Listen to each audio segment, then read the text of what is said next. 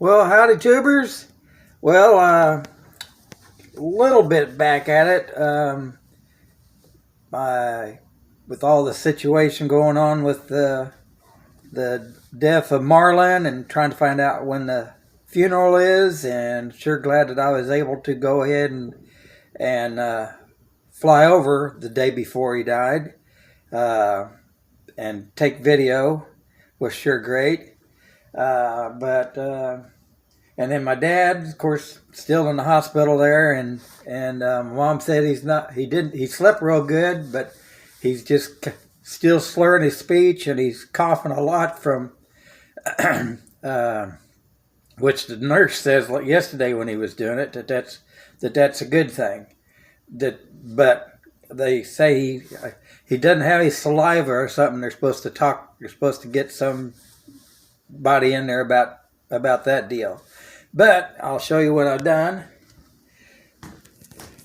I went ahead and got the aileron on there all riveted in, got the pins all pinched on the end, or made new pins and pinched them on the end, and got all these solid rivets in the rear spar in there. And I went ahead and used those since I had the longer rivets, and I need to talk to Matt about that at Hummel, or Lori, or Terry, why I only was 44 rivets, and there's 22 in each side of the long ones. But anyway, that's probably something's already been fixed. But I went ahead and put the longer ones at least here, not right here, because it goes to thinner there. So got that all on there, and I've been drilling out at least the holes in the tip down to here. I'm going to wait to bend that around. I want it to match the trailing edge. And before I go ahead and do this front piece that wraps around, I am going to go ahead and take this all apart and deburr all this aft part. And of course, the lower part of the tip goes all the way to the front. But I'm going to go ahead and I don't know if I've got to see if I drilled all the rest of these holes or not. Because remember, I got this wing this far, and then started building the other wing. And of course, got the other wing done, which is there. And of course, I know somebody said something about this gap. I think it's down there. I don't know if that's clear or not. Yeah, right in there. I think I'll be able to fix that a little bit, but I'll worry about that after I go ahead and get this all riveted in, or take it apart, deburred, and then get it riveted in. And then I also want to do a video of what I do to, well, let's see. Well, I can show you on this one. I still ain't wiped off the bottom of this wing, but I took these flanging pliers, and just right on the edge, you can see, if I get the phone where my finger is, that I bent that just a little bit, and that made that go straight, and held it to the skin a little better. So I like the way that turned out. And let's see. Well, we're going back in there to see about the. I don't really like the way that come out, but when I would push this in so that it would fill in that gap, the tip would bend up like that, and I didn't like that, and I thought that looked better than the tip bending up. So I can live with it. If I want, I can go ahead and fill that in with something, and maybe put a piece of wood in there and sand it down or whatever, and then paint it silver or something. But I'm not probably going to worry about it. So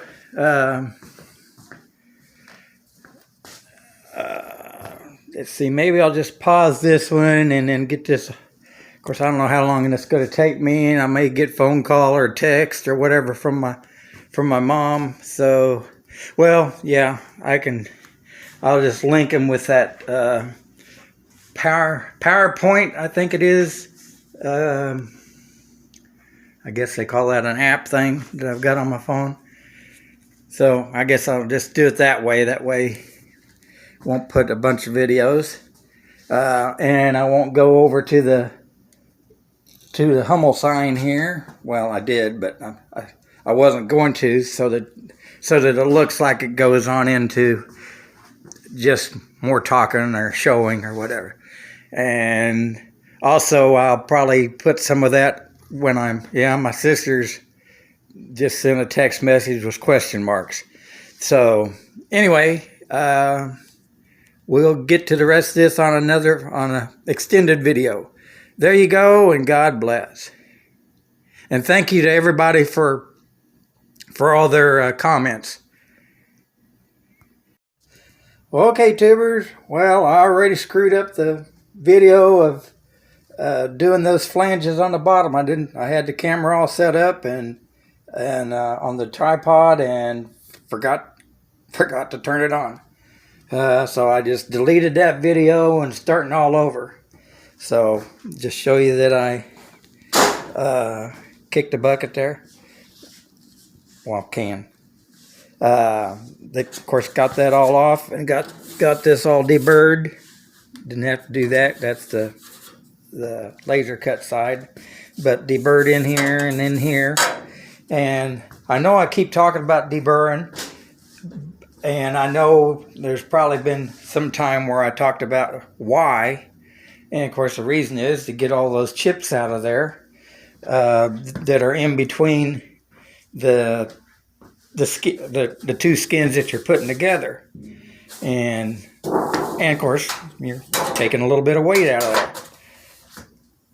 And I'll be honest, there is some times where you know, like when you get something together there and you gotta tweak a hole or something, well, if it's already together, you can't take it apart to deburr it. So I mean, there is time, but I mean, for probably 98% of it, you're gonna be taking it apart to deburr. So in my last video that I screwed up and deleted now, so that I wouldn't get confused with something else, I was saying how, like on these flanges where you really can't get a drill bit or whatever in there, I just use the edge of this Harbor Freight ruler and get in there and just, of course I've already done this so you won't hear or see anything, but just get the burrs off of there. But of course my main reason, and I'd already started, so good thing I didn't go ahead and finish it, because then I couldn't show you. But and that is with these, and I know in the last video I said something about these too. Of course they're 3.5-inch China-made Harbor Freight flanging pliers, but hey, not everything they got is junk. I'm not saying there probably isn't something out there on the market that's superior, but for our purposes, they do fine and dandy. Matter of fact, my buddy Matt was, well, we were on the phone and he went to Harbor Freight, and there were some things I was telling him to get. And of course, in the last video that I screwed up, I was telling how that he needed to get some of these flanging pliers and the drill bits. And I'm talking about the drill bit sets. It's got fractions, alphabet, and numbered drill bits. And so, of course, I know fractions are numbers, but anyways, it's a different number. So anyway, so he bought those, and the little let's show you. the little green punch set. I think there's a set of 4, and one of them's 90 degrees. One kind of curls around like a hook, but just nice for have to line up holes. But now I know when I was talking about what you need to number drill bits for. Now I don't know if the newer kits, because mine's kind of a combination from Terry at Hummel going to Matt at Hummel, and I kind of got a combination. And of course, hearing from Adventure, he says that his stuff was not like mine. So this might be something else he can answer. Well, he should have gotten to that point. Anyway, on the tank cover, in between each rivet that should be flush rivet that holds the skin onto the side rails, you've got, or in between each one is where you drill and tap it for a 632 screw to hold the tank cover on. And I don't know if they're doing those from the factory or not, but that's something that you need to number drill bits for. And I was saying, I think it's a 28 drill bit, but I went down and it's a 36 drill bit. If my memory, it might have been 35, but I think it was a 36 drill bit. And somebody can call me out on that, that you use to drill out those side rails to run a tap through there so that you can put your tank cover on. So anyways, we will get this on here before this. Oh, or did I shut it off, or did the battery go dead, or did it shut off because it wasn't being used? Let's see. Well, let's just say that maybe it shut off for not being used. And of course this thing isn't in there, so it isn't going to do its thing, I guess. So let me shut up for a bit. Okay, well, unlike the last video, I'll turn it on this time. And I have already done from these holes back. I'm going to leave that to figure out when it's on the airplane. But I just do, once I say, I've already done from there to there, and then I stopped because I figured that's being redundant or whatever that word is. And just do about 3/32 of that and bend it just a little bit, and it just straightens out the little bit of wavy edge, and then it'll also make that suck up against the bottom of the wing skin. I think I'm getting you in there.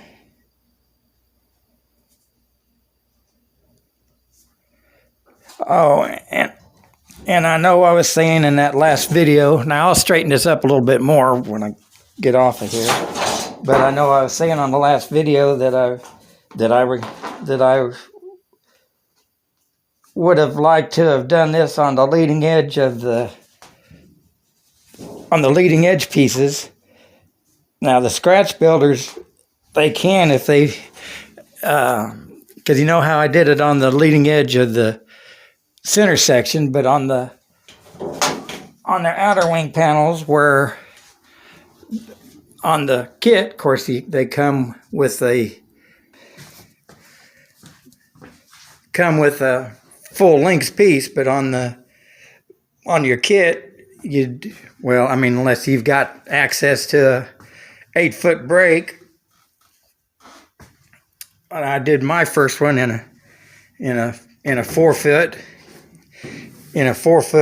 and then overlapped it here, and then the remainder. And so I could go ahead and do that 4-foot piece. I could go ahead and do this leading edge and bend that down like I did on the center section, but it couldn't, like I say, I didn't have an 8-foot brake to do that on. Although, if you remember me telling about the place I went to that James told me to go to get that 1/2-inch square tubing, and of course they ordered it. They have an 8 or 10-foot brake, but I'd already got one wing already had the leading edge on it, so I wasn't going to take one down there and have one done and not the other. So I'll just have to live with not having that in there. And let's see. Oh, well, it's going to end up being a decent video with this one linked to the other one. So again, I just appreciate everybody prayers and concerns on my parents and friends. There you go, and God bless.